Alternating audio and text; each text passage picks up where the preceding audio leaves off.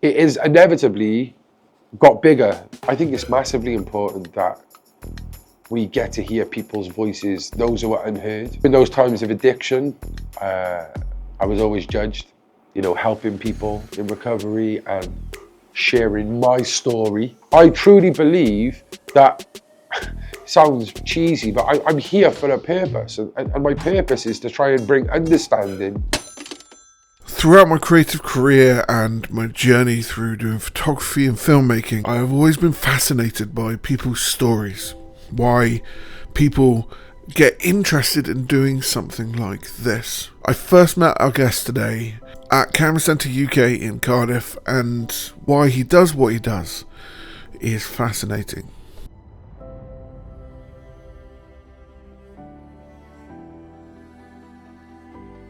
My name's Callan Mais. I am 33 years old. From the city of Cardiff, and I am the host and founder of the Central Club podcast.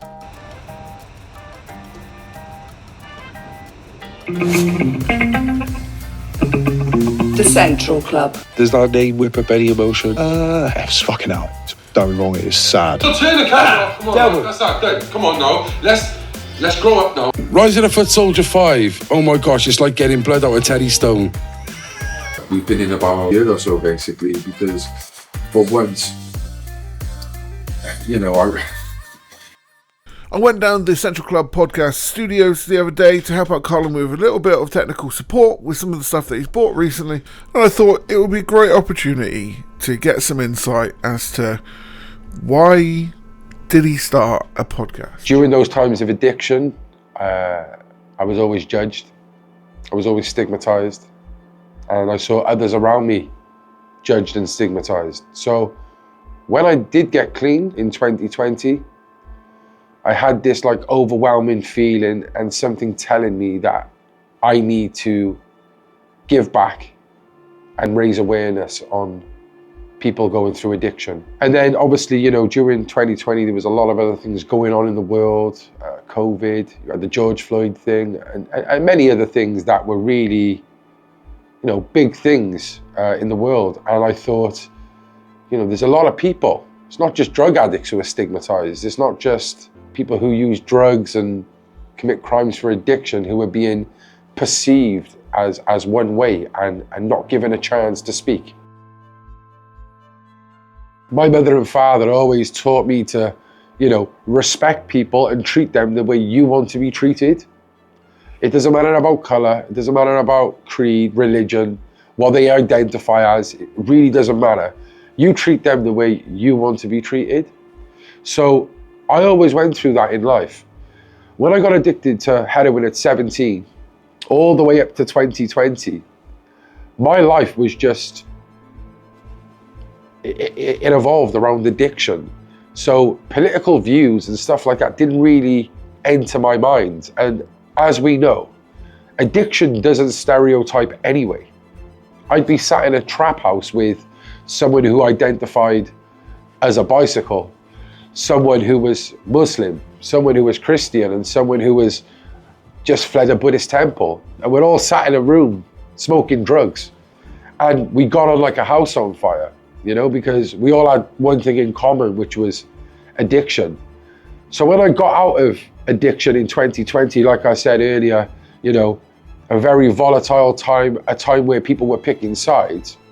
When I came out of that bubble of addiction, I was very shocked to see friends who I grew up with form their own political ideologies. He's on the left, he's on the right, he's become a Muslim, he's become a Christian, and I just thought, whoa. And the sad thing about it was these people didn't speak anymore. So when I came out of my bubble of addiction, I thought to myself, I don't care about any of this. I just want to speak to people. I want to see where they're coming from. I get on with anyone. So I decided I'm going to start the Central Club podcast to eradicate stigma and change perceptions, whether you are a drug addict, whether you are a criminal, whether you are a politician or a sports star. What I wanted to do was try and sit in a safe space where there is no mainstream narrative, whether that was from the left or the right, and I didn't want it to be about politics. What do you think of the success of the Central Club? It's hard to explain, what it's done for me. But I will say that I never thought in a million years that I would, one, kick addiction, and number two, be the host of a rather successful podcast. I done a Lad Bible interview as well. And obviously during those articles, I would plug the Central Club, of course, telling people that, this is my story, but I also have a podcast and I'll be interviewing all different characters. And that is kind of how the Central Club really started. That's how we got its legs. I say I have two sides of my body that keeps me existing right now. And the one side is working as a drug and alcohol worker, helping people in recovery and sharing my story, whether that's going into prisons or schools, etc. And then the other half is the Central Club. The Central Club is my baby. And, although there's been times we've probably made mistakes and got things wrong, I believe we're doing a good thing. And, if I can encourage anyone to start up in podcasting or any sort of media, like I'm telling you, it is worth it. It has definitely kept me clean and hopefully will make me successful in the future. Because I'm very patriotic. Back when I was a bit younger, I used to be a grime MC, and I was very tribal with, putting Cardiff on the map. It's the same with football, same with rugby, same with anything. I'm proud to be from Cardiff. And I always thought that here in Wales, we're always second best to places like England, Ireland, even Scotland. We've always been second best. So I wanted to make a podcast where we could showcase that talent, So that was one of the reasons why I started this. I'll never forget, as a youngster, used to go to the Millennium Stadium to watch the FA Cup finals or the playoff finals, because Wembley Stadium was knocked down.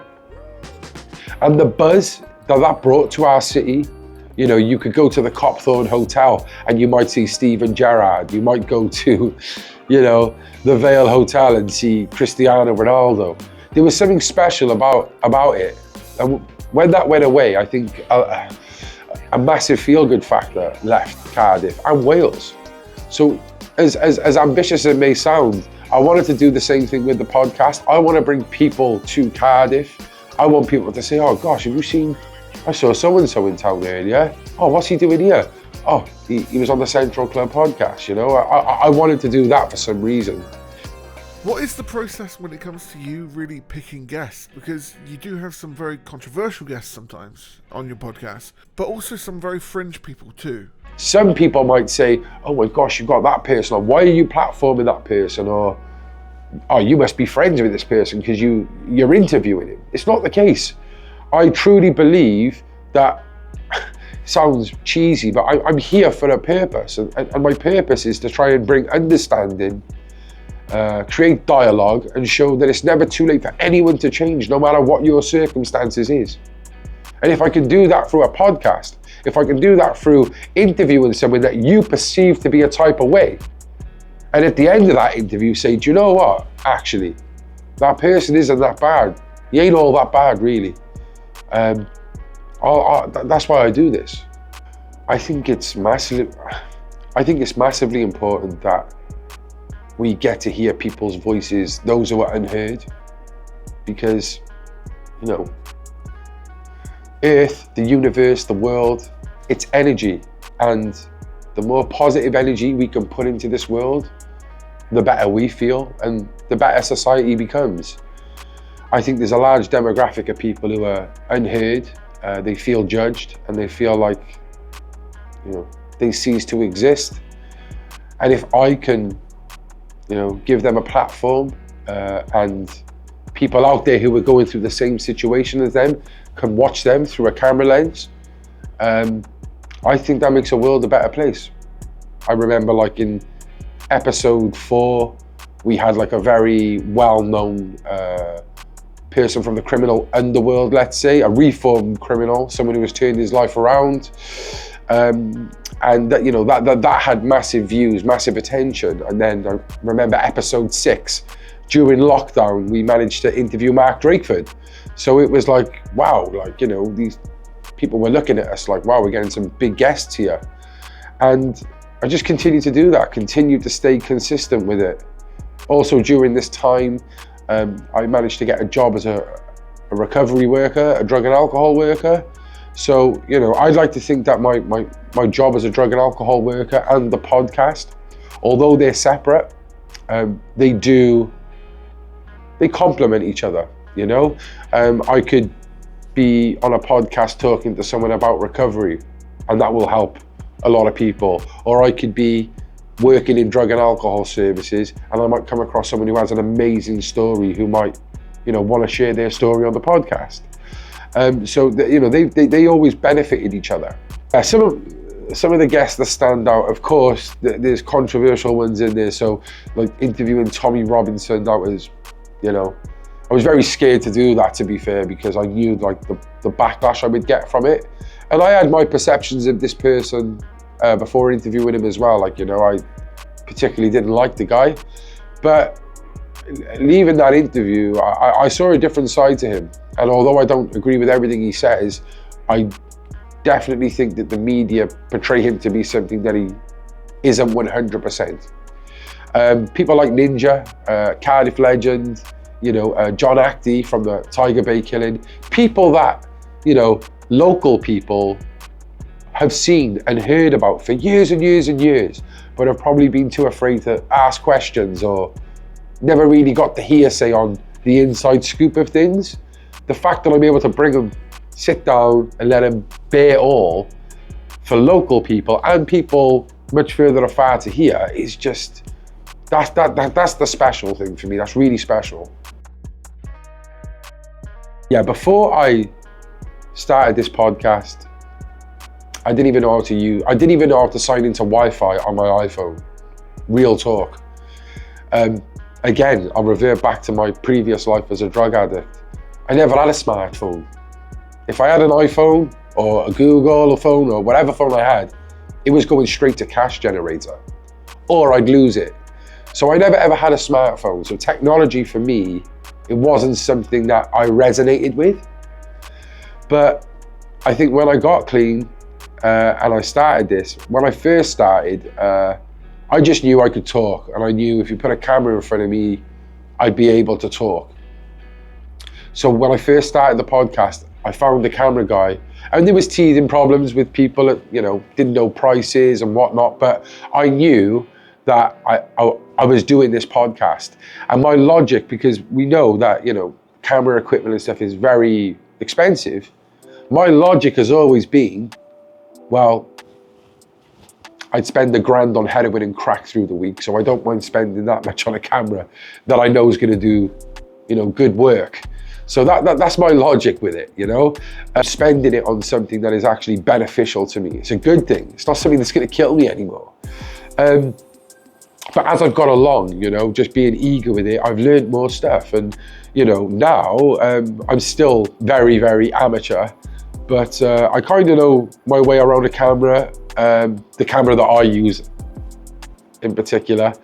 I'm learn how to edit. So like, you know, I'll chop up all my shorts and reels for TikTok and stuff. I'll chop them up myself. So, you know, it's been tough, but, you know, I've loved every minute of it. Yeah, you know, after renting equipment for so long, I decided, like, you know, I have to spend money on the camera equipment. And, you know, I don't recommend everyone doing this, but if it's a true passion of yours and you believe that it will work, then do it. I got a loan out and I went straight down the Camera Centre. And I want to say, you know, a big shout out to the Camera Centre. They really, really looked after me. You know, they must get some right amateurs in there who have no clue, you know, those all the gear, no idea people. And they probably thought I was the same guy.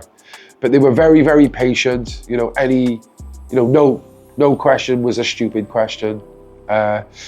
And, you know, I still got a good relationship with them to this day. You know, I'll pop in there, they will always look after me. So, you know, it was definitely worth getting the equipment in the end. So, what's the future of the Central Club? The Central Club, it is a podcast, but we're more than a podcast. We're now in our new studio. This is our third one, and hopefully the one we will be in for the foreseeable. But we want to be more than a podcast. We want to be a hub for people to come to. We've got great space here now. We're going to be looking to do some charity work, but also documentaries. We've done a few documentaries. We will continue to do documentaries, and hopefully, I want this to be a network eventually. That's what I want to go with this. I want this to be something that there's a show on every single day, and it's not me, it's other people who may want to have their own podcast show under our umbrella, whether that's a true crime show, a politics show, a sports show, it doesn't matter. That's where we want to go with the Central Club. So yeah, if you want to follow us, please subscribe. We're on all audio platforms, and we're on YouTube, Rumble, and Patreon for exclusive content. Yeah, so, you know, we have all sorts on the podcast, literally from 1 week to the next. You'll never know who's on you. That's the joy of it, you know, but just know you can trust our recruitment. So it could be a sports star, a politician, a grime MC, a camera guy, a comedian, but just make sure that you tune in. Yeah, and finally, I just want to say a big shout out and a big thank you to the Camera Centre. You know, every time I've gone in that shop, it's just been a feel-good vibe. They're like a family in there, you know, good banter, good crack, but very professional as well. And yeah, I'll definitely be going there in the future. Just make sure you give me some discounts.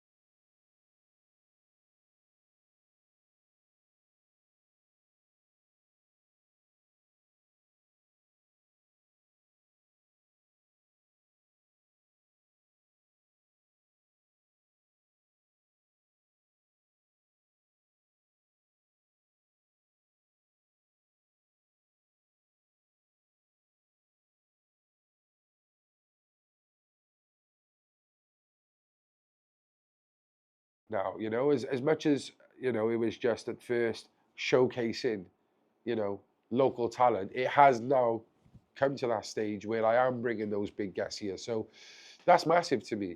Of course, some of the guests we've interviewed are very controversial, and I just want to give you my insight to that.